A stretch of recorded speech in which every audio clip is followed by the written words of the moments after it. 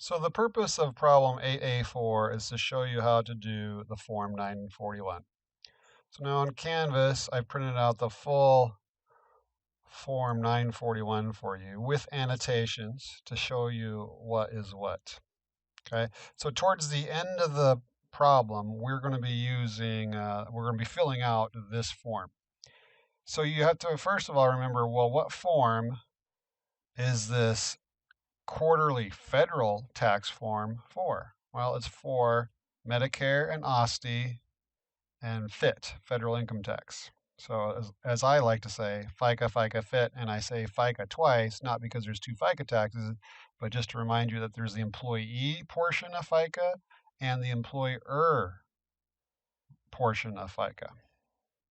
So feel free to use this to help you get through this problem. Okay.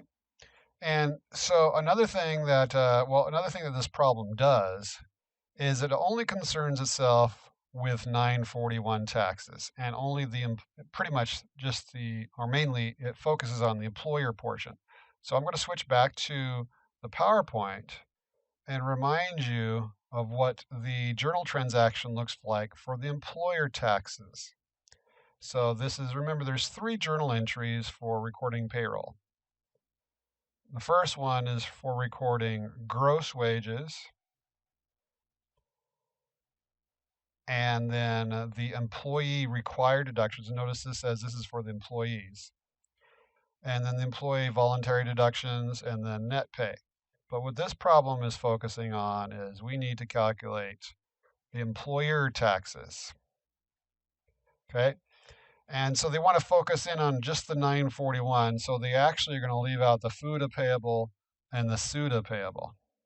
Okay? So we're mostly going to be just calculating OSTI and Medicare.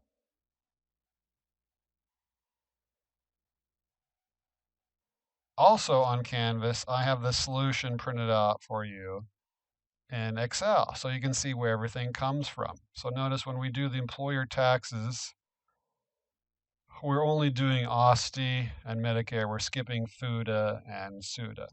So that's the general broad overview of what this problem is all about. And notice we have an instructor tip. It says for this problem, year-to-date earnings. So let's open up our boxes. So notice this year-to-date earnings. My instructor tip says year-to-date earnings includes this period's wages. So here's this person's monthly wage, because this company's only the employees of this company are only paid monthly. Okay, so year-to-date earnings means this period's wages plus wages prior to this period.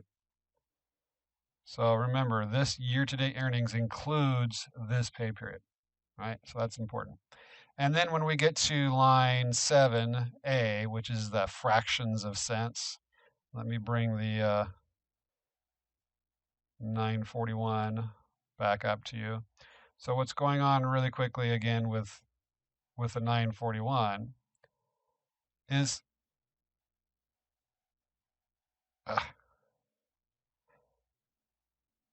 line 6 is the total FICA FIT that the company owes. So this form up above here calculates how much FICA FIT the company owes. And then down here in line 11,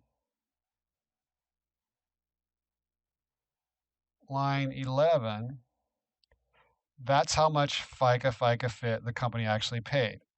So 11 is what you paid, 6 is what you owe, and due to rounding, they're going to be a few cents off, most likely.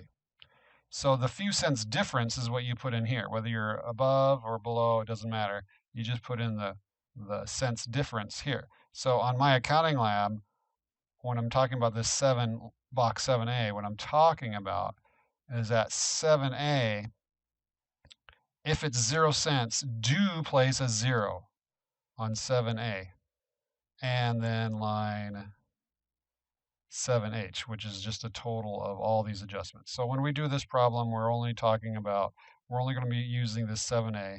We're going to be ignoring all these other adjustments. That's for a tax class, not for this accounting class. So again, if you get a 0 here, do place a 0 in there. Otherwise, my accounting lab will have a fit and assume that you just skipped it. And then your total adjustments will also be a 0. Chances are this is going to be a few cents off, and it usually is not 0. But when you're doing the random problem, it sometimes does come out to be 0. So the next problem the next video we'll get started with this problem.